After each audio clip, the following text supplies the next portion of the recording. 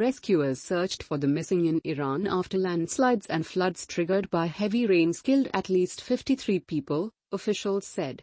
Head of emergency operations at the Red Crescent Society told state TV that 16 people were still missing after 2 days of floods that have affected 400 towns and villages in 18 of Iran's 31 provinces.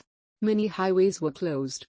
Floods were still ravaging northern areas of Tehran province, he said, adding that despite repeated warnings, trekkers were still heading toward Firuzkoh.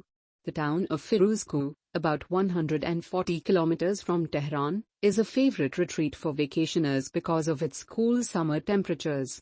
The area's lush trails are also popular with trekkers. State media said at least 8 people died on Thursday in a landslide caused by floods in the village of northwest of Tehran that also damaged a religious shrine there. As many as 14 people were reported missing.